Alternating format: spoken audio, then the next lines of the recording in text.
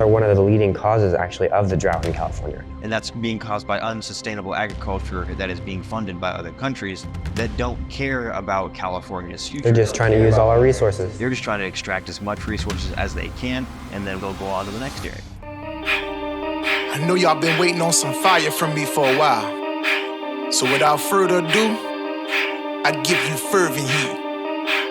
Yeah, I'm running up the pressure, man. You thought I was playing, what you thinking now? I'm getting loud with it, tell me how you like the sound. I'm coming all the way, I ain't breaking nothing lesser. You aggravated, cause you see me running up the pressure. I'm running up the pressure, running up the pressure. I'm running up the pressure, running up the pressure. California is currently facing a host of challenges, from a water and energy crisis to strains on housing, food, and education. Our conversation with David Serpa, who is running for the 39th Congressional District, highlighted these issues and the impact they have on families. Join us as we talk about their implications on the rest of the country and possible solutions. Absolutely. So you guys actually went to America Fest and got to interview with David Serpa. So he's running for the congressional district, and what I love about him is that he's also coming at this from the family angle, but yet he's coming from the government angle too. I believe he said he had 5 kids. That's great when we have a person who's a family man. And he actually was in the military as well. So I love that he's a veteran. He was in the military, or the Marines. He was a former Marine, and he is a very fiery, passionate man who really has something that he wants to do for California. And I think what he wants to do is a good thing. He wants to, his platforms that he talks about. Well, but before we go on, let's get to our sponsor.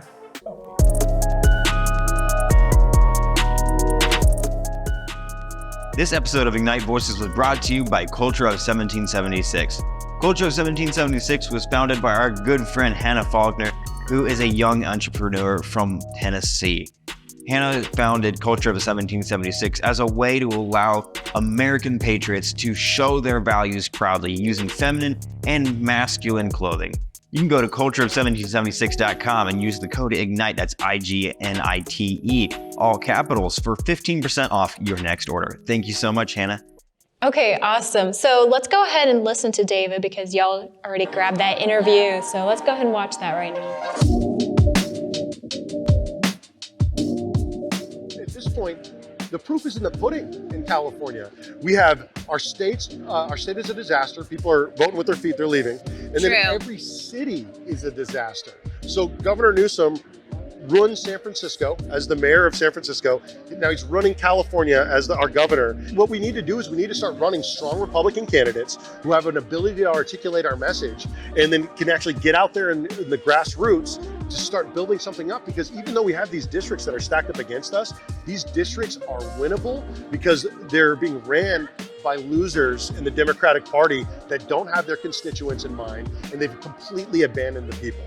Well, it's near and dear to my heart because basically most of my family is still in California, so I know my family in California absolutely needs you. So why don't you go ahead and share some of your bullet points, or your pillars of what your strength is in your. You got it. So I'm running on water, energy, and defense. That's the common sense right there. Every society throughout history has been involved in the very basics, which is water. And so if we put desalination plants and lined our coast and funneled fresh water inland, we can start growing the food that we eat in California again and in the rest of the country.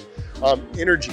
We are a rich country in energy. We have over 500 trillion cubic feet of natural gas. We have some of the deepest oil reserves in the world. We have massive uranium and lithium deposits. And the thing is nuclear energy is clean, it's safe, and we're actually shutting down nuclear power plants in California. So I want to fix our water situation. I want to fix our energy situation, bring down the pain at the pump, check PG&E, and then I also want to work on our defense, because you don't have a country if you can't defend it. And as we're wrapping up our interview, because I am a family values kind of girl, I have a family of 8 kids. What is your word for the families out there, or what you plan to do for families? For our families, I want to keep our families together. I don't want to make it so that families have to leave California in order to thrive. That's good. Freedom is financial freedom, and in California we should be banking on abundance, not scarcity. And so we have less than 16% of people can afford to buy a house. Our average home buyer is 49 years old. And so where do our children go for a future? And so I would love for people to be able to stay in California. My sister also felt called to leave. She's in West Virginia. I have another one in Washington. But freedom is financial freedom.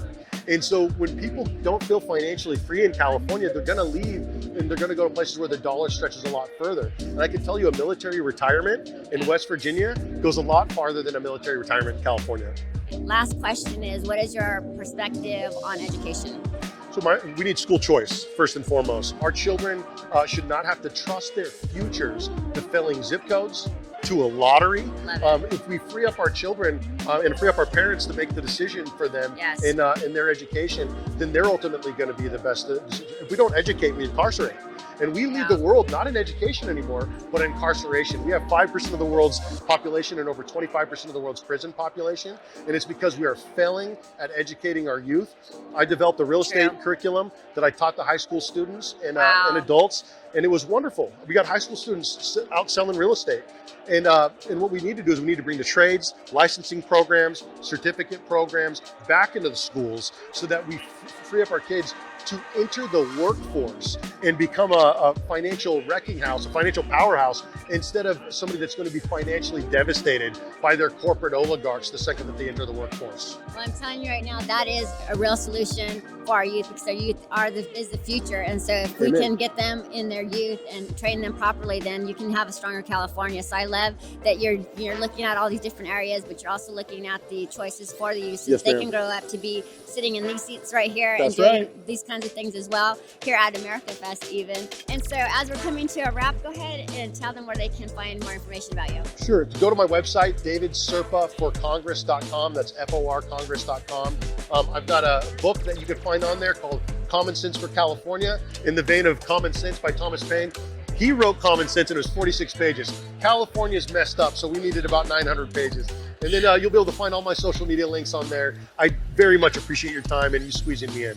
Thank you so much. And this is a wrap, but I'm Emma Sarah. I hope you enjoyed this interview. If you're in California, you know what to do. Vote, vote, vote, and vote for the people who are going to support values that are going to make this place a better place to live. I'm Emma Sarah. We're Ignite Voices. Remember to go out and blaze some change.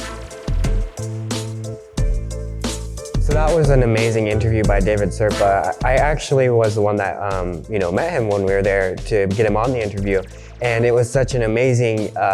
He's such an amazing, passionate man for California.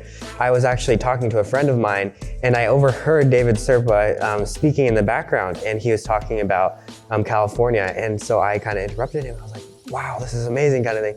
And he came on and talked to our show, and he basically told me that, the fact that they're literally selling California's farmland to other countries. California produces up to 70% of America's produce.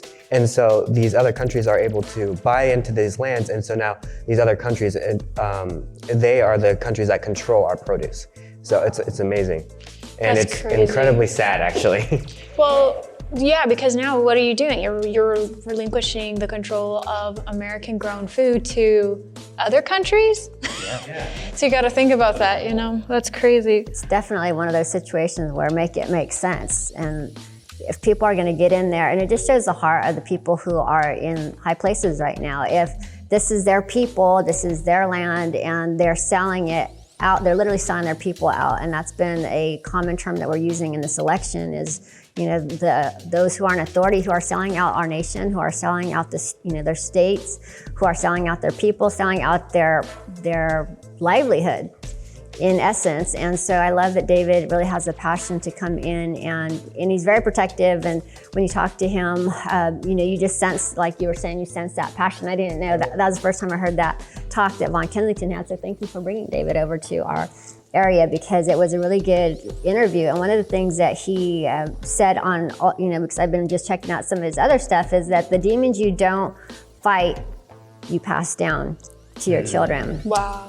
And so, that's a good one. So, That's a as a deep mother topic. who is very much into protection, that really spoke volumes to my heart, that we have to battle against the things that are, he's calling them demons, but the things that are the really biggest problems in our community, so that we don't pass those problems. What a lack of food to our children, so we don't pass a lack of security to our children, so we don't pass a lack of water to our children. And those are his, his pillars are food, water, and energy that, and he's covering all the different areas which we spoke about. Yeah. And, even on the energy note too, because I was researching that, everybody's all talking about going green and all those kinds of things. Listen, I am all for being a good steward of God's beautiful green earth, but at the same time, God gave us the earth to actually use those resources to benefit us, and we're supposed to just do it well. So now what happens if you're putting a massive amount of strain on our electrical grid system, which is happening out in California right now? They don't have enough infrastructure to now support all this go green things, and now you're having people have rolling blackouts for days. You're having incentives for these nuclear power plants to get shut down. You're literally setting up the community for a fall. It's literally on the edge of breaking. And they're saying, well, the reason why those big rolling blackouts are is because the backup systems failed. Okay, so pause on that note. You're saying that those backup systems, they failed. What were the backup systems? They're like, well, it's obviously because of those natural gas systems. I'm like, okay.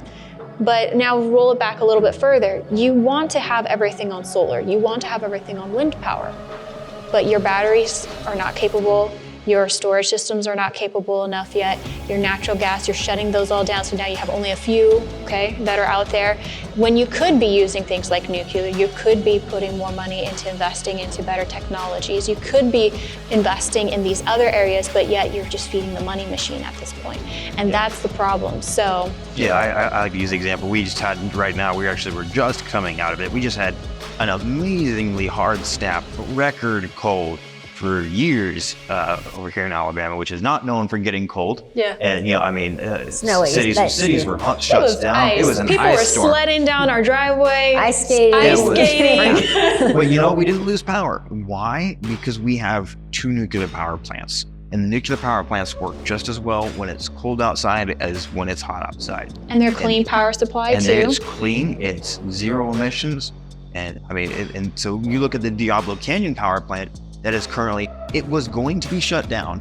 And activists literally lobbied successfully to have Gavin Newsom's original support to get it shut down. But they had to delay shutting it down because it would have crippled the grid. We talk about, you hear a lot about, is like she was saying, is with California with a lot of their green energy, 36% of their energy comes from renewables. What you don't hear about is the majority of their grid is still supplied by nuclear, and it's still supplied by natural gas. And they're trying to rely on other states now too, because they're trying to hit all these government, these government edicts, which is great that the government is saying like, yes, we need to push it forward, but the things are moving faster than they're supporting the technology. Yeah. And that's a problem. And as Niall just said, they're 36%. Well, by 2026, they just put in a rule just recently that by 2026, all cars and basically they have to be ran on 100% green energy by 35% by 2026. And by 2045, it has to be 100% renewable energy in California. Yeah, I've heard 2 numbers for that, anywhere between 2045, 2050, but basically, yeah, that's exactly it. And that's a great goal, but you have to have the infrastructure to get there. So you need to have the battery technology, you need to have all this. Yeah, you have to have all of it to advance. And it's not necessarily, I don't even feel super much like it's like, advancing technology in the future.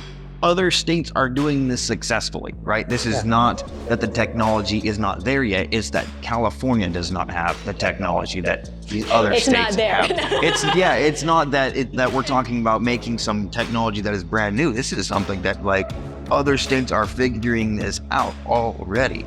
You look at everybody talks about Texas being an oil state. Texas has more wind energy than any other state in the union by a very wide margin, right? And they can do that because Texas has figured out how to make it profitable, how to make it reliable, and how to make it safe. Yeah, that's good points. Right there. And I want to just make sure that we're going on some of the other pillars that he mentioned before we, exit this episode, because there's so many different things. These are livelihood. It's really about these this people. This affects families. It's about them flourishing. Are they going to be surviving or are they going to be thriving? And just so that our audience understands the crisis with the water situation in California, it's severe. And right now, the way they operate is like 2 out of 3 times a year, they are expecting not to have enough water. And so what happens is that they will have times though, so they have one of the most elaborate water conveyance systems in the nation, I think possibly the world, but definitely of the nation. And so how it works is they have the snow melt, and the snow melt goes to storage units, and those storage units are above ground and below ground. And then of course they have, like it mentioned, the elaborate systems that carry them to all the different places. And Folsom, which is where my parents used to live, has a dam there, and they've nicknamed it, I think, the little dam that could, something like that. And there's a lot of strain that is put on. So it's a good system, but at this stage in the game with, dealing with the weather that it's constantly changing right now, and the severity of the weather changes, what's happening is that they're using this water system, but what happens when they're getting all this snow? So it kind of sounds like it's a seasonal problem. So it's like sometimes you're not having enough water for the dry seasons, but then you're having too much water during the wet season. Well, I was telling you, the other countries buying farmland inside of California. So they're buying these farmland and they're growing almonds, and almonds need a lot of water to grow. That's being caused by unsustainable agriculture that is happening that is being funded by other countries that don't care about California's future. They're just trying to use all our resources. Citizens' future. They're just trying to extract as much resources as they can and to sell as many almonds or produce and make as much money as they can. And then when they've sucked it dry, they'll go on to the next area. Well, the situation is, while we're on that topic, is that a lot of times the farmers are getting blamed for the problem, but there are, born and bred Americans there who are farming the land and doing the proper thing with keeping the food, the production of food going. But so there's this fight going on. So not only are they dealing with not enough water, and then the other problem is too much water at one time. So now you have the water system that they have there is basically, it's been set up to be more of a water disbursement. Okay, so it's set up as a water disbursement, so they have to look into creating reservoirs, and not just putting reservoirs up, but putting them up strategically. And so that's something, these are all just topics that they're dealing with. So they're dealing with, darn if you do, darn if you don't. That's what it feels like sometimes. Very because unstable. you have, and it is, you have the water, the ice that comes, but that ice brings extra snow melt. And so now you have too much water at one season, and so what happens is that they have to let out some of the water, and they're wasting water, and they're putting it back into the ocean. And so they're dealing with all of that. That's just one of the many things that are on the table right now. And so with David, like I said, his pillars are food, water, and energy. And now we can see why, because we have the farmland situation with people, outsiders coming in, but then you have the people who are there, who are Californians, who are doing the right thing, but they're not getting the right, maybe subsidies, maybe they're not getting the right ear because of, I'm just assuming now, speculating, maybe it's because of the crooked landowners who are maybe, who knows, maybe they are. I think there's it's what I find with all of this is that it kind of just feels like a lot of the liberal and leftist movement is definitely a big part of the tension here, because you have these people that have been doing things for a certain way for a long time, and then you're having change. And while I appreciate the mindset of taking care of what we are given, I feel like a lot of it is misinformed, and it's driving an agenda rather than driving a purpose. And that is the difference. And we need to be driving this with a purpose. And I find it sadly, a lot of times, even in the conservative circles, that they're not driving, and they throw the baby out with the bathwater, and they're like, forget all of that. Well, listen, I have a gardener's heart. My family, we loved gardening. We had big gardens.